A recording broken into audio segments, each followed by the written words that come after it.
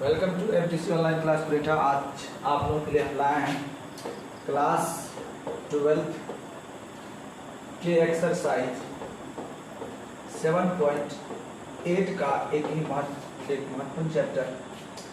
इस चैप्टर में हम पढ़ेंगे निश्चित समाकलन के बारे में। इंटीग्रेशन के अंतर्गत आपके पुस्तक में कुल 11 चैप्टर आते हैं और विविध लगा दिया जाए तो विविध को जोड़ के देखा जाए तो कुल 12 चैप्टर आते हैं। 12 चैप्टर में से 7.1 से लेकर 7.7 तक हमने जो पढ़ा वो था अनिश्चित समाकलन, और यहाँ हम पढ़ेंगे निश्चित समाकलन। थोड़ा सा हम अंतर देख लेते हैं निश्चित और अनिश्चित समाकलन में। अनिश्चित समाकलन वह होता है जिसमें इंटीग्रेशन का जो अंतिम वैल्यू आता है वो वैल्यू अचर के रूप में आता है, चर के रूप में आता है, कहे तो वेरिएबल के रूप में आता है। हम लोग एग्जाम्पल के तौर पर देख सकते हैं कि अगर हम x का इंटीग्रेशन निकालते थे, हमारा इंटीग्रेशन निकलता था x² 2 जोड़ c। यहाँ पर ये x क्या है, c क्या है, ये दोनों का दोनों चर है, वेरिएबल्स। यहाँ हमें कोई निश्चित मान प्राप्त नहीं होता।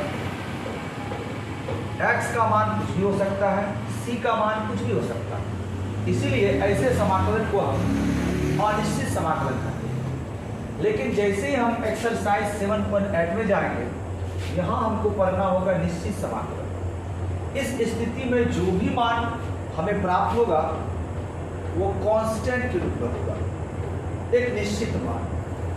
उदाहरण स्वरूप अगर हम देख लें, एक इस प्रकार का फलन है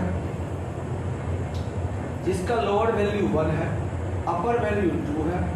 आप इंटीग्रेशन इनका कीजिएगा, आपका इंटीग्रेशन प्राप्त होगा x² 2, अपर वैल्यू 2, लोअर वैल्यू 1।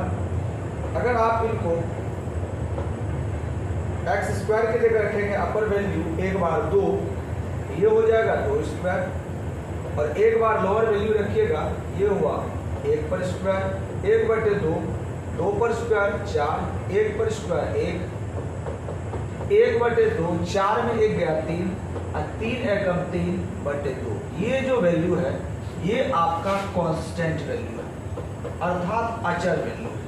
और जहां पर भी हमें वैल्यू अचर प्राप्त हो जाता है, कांस्टेंट प्राप्त हो जाता है, ऐसे समाकलन को हम कहते हैं निश्चित समाकलन। हम निश्चित समाकलन को देखेंगे और इस चैप्टर में जो सवाल है उस सवाल को हम दो तरीका से बना सकते हैं। एक तो हम साधारण मेथड द्वारा आपको बता दिए, जो हमको इस चैप्टर में मेथड बताया गया है, जिस मेथड से हमें निकालना है वो मेथड है योगों के सीमा के रूप में। योगों के सीमा के रूप में, तो योगों के सीमा के रूप में अगर समाकलन हम निकालेंगे, इसके लिए कुछ बेसिक चीजों को जानना पड़ेगा। ये बेसिक चीज है, पहला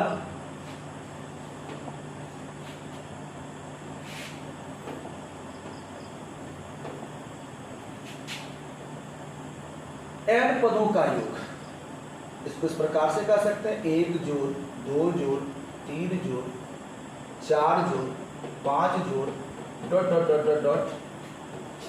n पद। इसको हम संक्षेप में ऐसे लिख सकते हैं सिग्मा n, और ये n पदों का योग होता है n × n+1/2। इसी रूप में हम आगे बढ़े, 1² 2² 3² ... n²। इसको हम संक्षेप में लिख सकते हैं सिग्मा n², और ये वैल्यू हमारा होगा n × n+1 into 2n plus 1 bye 6। इसी प्रकार से घनों का योग 1 cube 2 cube 3 cube dot dot dot dot dot n cube, इसको हम संक्षेप में लिख सकते हैं सिग्मा n क्यूब। इनका वैल्यू हमारा हो जाएगा n into n plus 1 by 2 whole 2। इसके अलावा हमको फर्स्ट ईयर का कुछ बातों को जानना होगा। फर्स्ट ईयर में हम एपी भी पढ़े हैं और फर्स्ट ईयर में हम जीपी भी पढ़े हैं। एपी आप मैट्रिक में भी पढ़े हुए हैं।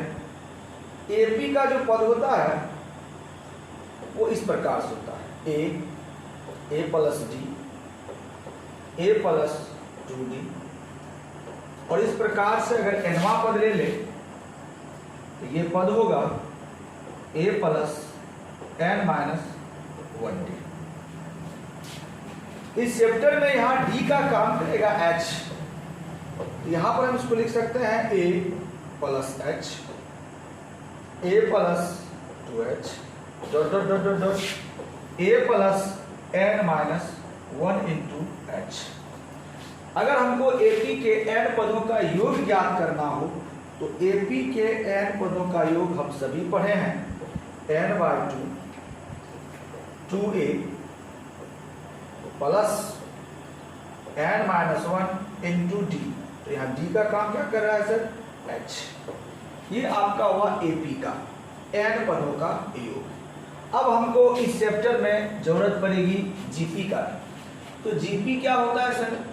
जीपी का भी पद हम पढ़ चुके हैं फर्स्ट ईयर में। ये पद होता है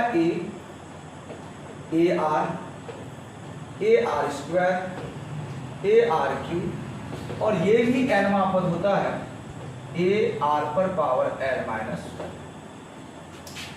जीपी में क्या होता है कि सार्व अनुपात, दो पदों का अनुपात हमेशा समान होगा। अगर हम इन दोनों पद का अनुपात ज्ञात करें तो देखिए second by first AR by A अगर करें तो A कट गया, बचा क्या? R। इन दोनों पद का अगर निकालें तो हमारा होगा AR square by AR AA RR। यहाँ पर भी क्या निकला? अनुपात R। इन दोनों पद का ले लिया जाए तो AR cube AR square AA खत्म R स्क्वायर, यहाँ बचा R। यदि किसी का अनुपात समान हो तो ऐसे पद को, ऐसे अनुक्रम को हम कहेंगे जीपी। जो समान अनुपात है उस अनुपात को हम कहेंगे सार्व अनुपात। तो इस प्रकार से जीपी में n पद है हमारे पास, तो इस n पद का योग जीपी में क्या होगा? तो जीपी में n पदों का जो योग होता है वो होता है a इंटू r पर power n minus 1 by r minus 1। इसका भी हमको आवश्यकता पड़ेगी। इसके अलावा हमें दो बात और याद रखना है। अगर थीटा लगभग जीरो हो तो थीटा बाय ई पर पावर थीटा माइनस 1 का मान 1। फिर यदि यही वैल्यू उल्टा हो, यानी कि ई पर पावर थीटा माइनस 1 ऊपर थीटा नीचे, तो भी वैल्यू होगा 1। हमें इस चैप्टर में 6 सवाल बनाना है। इस 6 सवाल में हमें इन चीज़ों की आवश्यकता पड़ेगी। एक बार फिर से हम देख लें हमें किन किन चीज़ों की आवश्यकता पड़ेगी। तो प्राकृतिक n प्राकृतिक संख्या का योग सूत्र होगा n into n plus 1 by 2। n प्राकृतिक संख्या के वर्गों का योग संक्षेप में सिग्मा n स्क्वायर कहेंगे। इनका सूत्र हम यूज करेंगे n into n plus 1 into 2n plus 1 by 6। n प्राकृतिक संख्या के घनों का योग इनके लिए हम सूत्र का प्रयोग करेंगे n इंटू n प्लस 1/2। और एक पद हमारा एपी जो हम मैट्रिक में भी पढ़े हैं और फर्स्ट ईयर में भी पढ़े हैं। एपी के n पदों का योग n/2 2a plus n-1 into D, और डी का काम यहाँ हमने लिया है h। उसी तरह हम जीपी भी आपको समझाएं, तो जीपी का पद इस प्रकार से होगा, हमेशा सार अनुपात बराबर, तो जीपी के n पदों का योग होगा a अर्थात प्रथम पद इंटू सार अनुपात पर n-1/r-1। इसके अलावा आपको मिलेगा लिमिट थीटा लगभग 0, यानी कि थीटा का मान, इस थीटा का मान लगभग 0 हो, यहाँ भी थीटा हो, e पर पावर थीटा हो -1, तो इसका वैल्यू होगा 1। लिमिट थीटा बराबर 0, यही वैल्यू ऊपर और ये नीचे, इस स्थिति में भी क्या होगा, मान 1। अब हम चलते हैं सवाल की तरफ। पहला सवाल,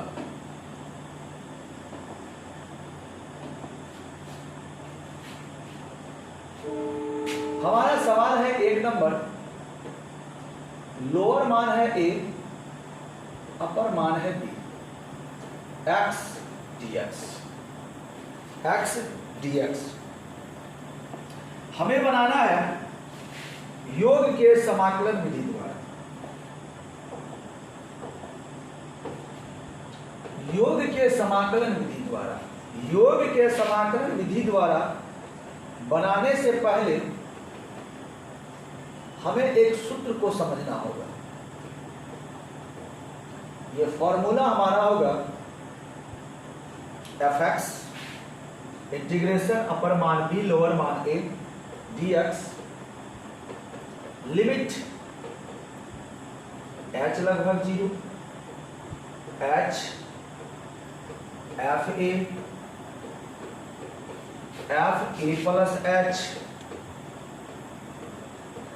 fa plus 2h dot dot dot dot dot dot fa plus n-1 into h।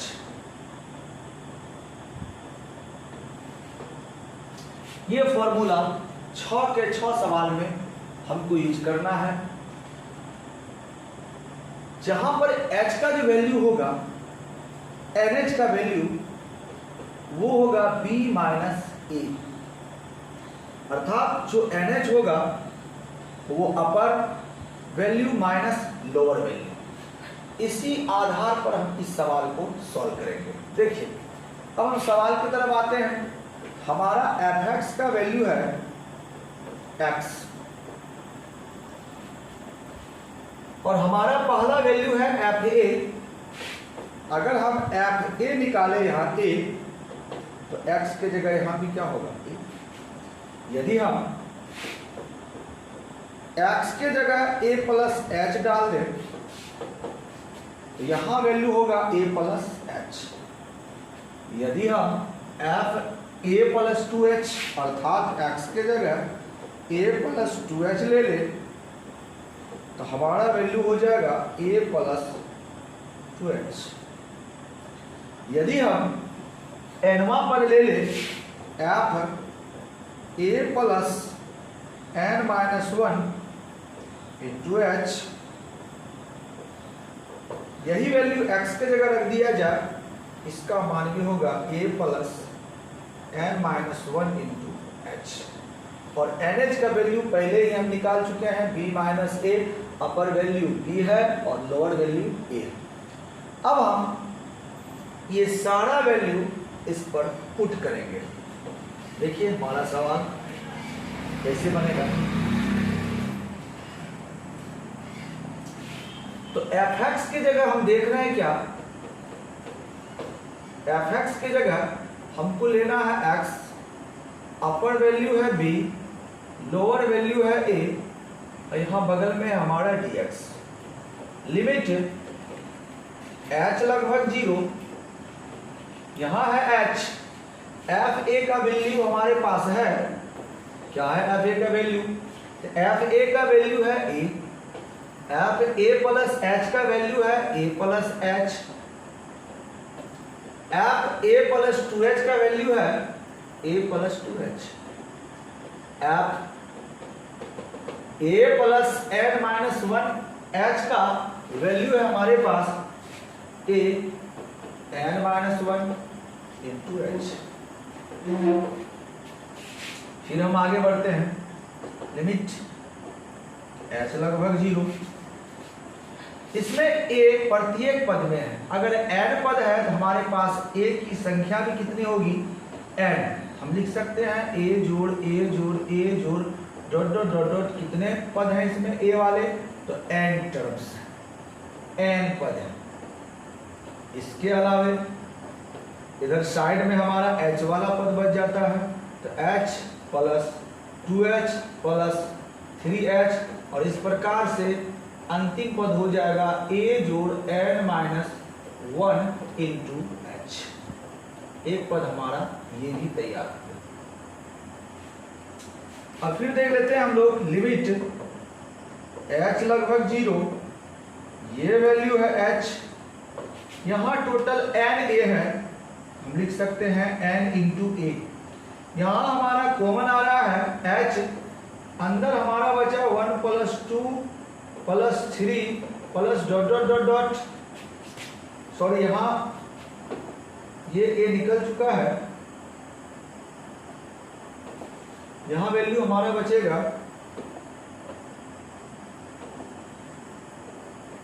n minus 1 into h। यहाँ हमारा h कॉमन निकला, पद हो गया n माइनस 1। अब हम यहाँ सूत्र का प्रयोग करेंगे। कैसा सूत्र का प्रयोग करेंगे? 1 plus 2 plus 3 plus dot dot dot dot n। हमने इसका सूत्र देखा है, 1 plus 2 plus 3 plus 4 plus dot dot dot n पदों का योग होता है n इंटू इसी n में 1 जोड़कर नीचे क्या 2।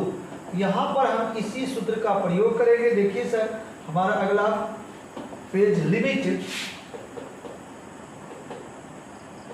h लगभग 0, यहाँ आएगा हमारा h, इधर हम लिखेंगे na प्लस ये n माइनस 1, अंतिम पद इसका n माइनस 1 है, तो हम इस सूत्र इस पद को हम सॉल्व करेंगे। यहाँ अंतिम पद है n माइनस 1 और हमारा सूत्र होता है 1 plus 2 plus 3 plus dot dot dot dot dot dot n, और इसका सूत्र हमने लिखा है n इंटू n प्लस 1/2।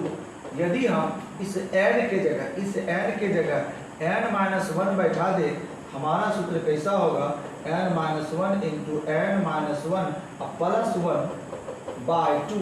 ये प्लस माइनस खत्म, यहाँ बचा n माइनस 1 इंटू n/2। यानी कि इसके लिए, इस सारे पद के लिए हम लिख सकते हैं h n minus 1 into n/2। अब देखिए आगे और थोड़ा सा हम बढ़ते हैं। लिमिट h लगभग 0, h यहाँ हमारा है na, इस h को अंदर हम कर देते हैं, h गुना n करेंगे ये हो जाएगा nh, h गुना 1 करेंगे h, अब बगल में हमारा हो गया n/2। और थोड़ा सा हम आगे बढ़ते हैं। लिमिट h लगभग 0, h, अब हम इस h का गुणनफल दोनों पद के साथ करेंगे। देखिए h गुना n करेंगे, हमारा होगा nh इंटू a। फिर इस h का गुना इसके साथ कर दे तो यहाँ पर हो जाएगा nh माइनस h, और यहाँ हो जाएगा h गुना n nh/2। अब हम सारा वैल्यू nh का डाल देंगे। कैसे डालेंगे? h लगभग 0, nh का वैल्यू हम निकाले हुए हैं, nh का वैल्यू हमारे पास है b माइनस a। जहाँ जहाँ nh है वहाँ वहाँ हम मान रखेंगे b माइनस a, तो हमारा nh की जगह होगा b माइनस a इंटू हो जाएगा a, फिर हम NH की जगह रखेंगे B माइनस ए माइनस एच, फिर NH की जगह हम रखेंगे B माइनस ए, अब बाई हमारा नीचे हो गया 2।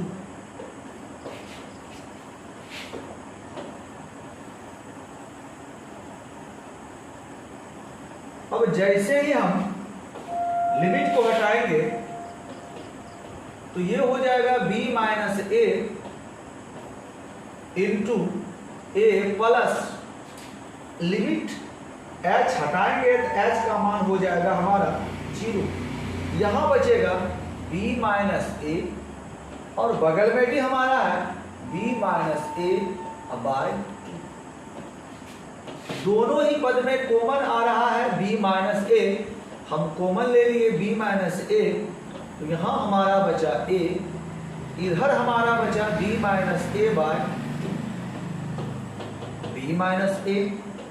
अगर इनको गुना कर दें 2 इंटू ए 2a प्लस b माइनस ए बाय 2 और थोड़ा सा b माइनस ए, 2a में से 1a गया तो बचा 1a प्लस में 2a में 1a घटा 1a अब बाय 2। एक बार माइनस एक बार प्लस हम लिख सकते हैं b square minus A square by 2, यही आपका हुआ आंसर।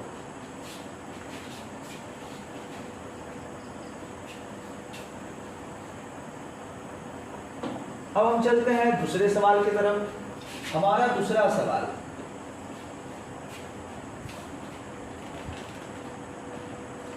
दूसरा सवाल में अपर वैल्यू 5 है, लोअर वैल्यू 0, x प्लस 1, ये है हमारा dx। इसका वैल्यू ज्ञात करना है। योग समाकलन के इक्वल योग सीमा विधि द्वारा हमें इसका वैल्यू ज्ञात करना है। देखिए सबसे पहले हम लोअर वैल्यू देखेंगे a, इसका मान है 0, अपर वैल्यू है b जिसका मान है 5। अब हमको निकालना है सर्वप्रथम NH, फॉर्मूला होता है b माइनस ए, हम लिख दिए 5 माइनस 0 बराबर 5। अब हमारा फलन जो है fx वो है x प्लस 1। हमें क्या क्या चाहिए, पहले हमें चाहिए fa, हम लिख सकते हैं a प्लस 1 और a का वैल्यू यहाँ है 0, हम लिख सकते हैं 0 प्लस 1 बराबर। अब हमें चाहिए fa प्लस h,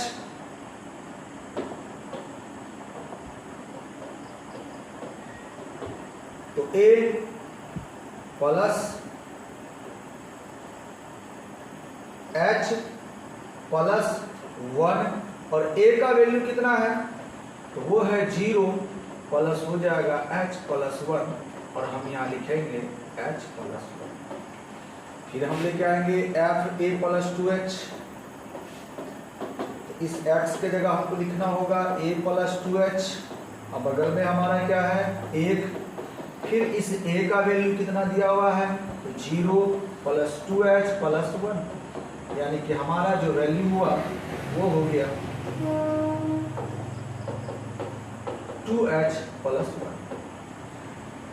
इसी प्रकार से हम a plus n minus 1 into h भी निकालेंगे, तो यहाँ हमारा हो जाएगा x के जगह a plus n minus 1 into h और बगल में है हमारा 1, फिर हम a के जगह बैठाएंगे 0 n माइनस 1 इंटू h और प्लस 1, ये हमारा हो गया fa plus h, fa plus 2h और fa प्लस n माइनस 1 कर रही। अब हम आगे बढ़ते हैं, हमको लेना होगा नाउ योग सीमा के लिए हम सूत्र का प्रयोग करेंगे। अपर value b, lower value a, fx dx, जैसा कि पिछला सवाल में हम पढ़े हैं, लिमिट h लगभग 0, h fa F A plus H, F A plus 2h dot dot dot dot dot F A plus n minus 1 into H. अब प्रत्येक का वैल्यू हमने निकाल रखा है। अब यहां डालेंगे एफ ए का वैल्यू कितना है, तो एफ ए का वैल्यू है हमारा 1। एफ ए प्लस एच का वैल्यू हमने कितना निकाला है, तो एफ ए प्लस एच का वैल्यू हमने निकाला है एच प्लस 1। फिर एफ ए प्लस 2h का वैल्यू हमने कितना निकाला है, ये निकला है 2h प्लस 1।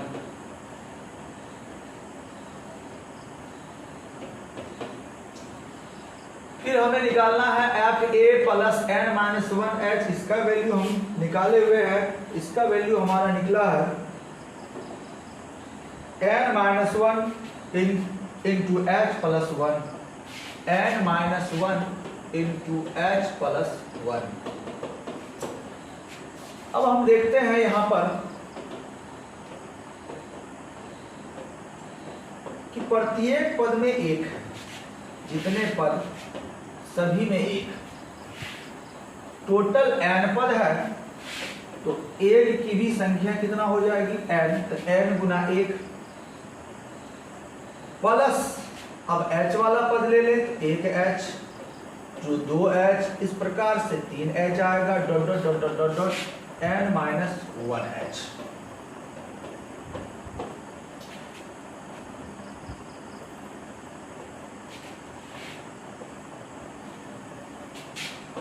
लिमिट h लगभग 0, h यहां हमारा हो गया n इंटू 1n, सभी में कॉमन आ रहा है h, यहां हो गया आपका 1, यहां हो गया 2, यहां हो गया 3 plus dot dot dot dot dot n minus 1। और इनका वैल्यू हमने पिछला सवाल में निकाला है, क्या निकाला है, तो ये वैल्यू हमारा है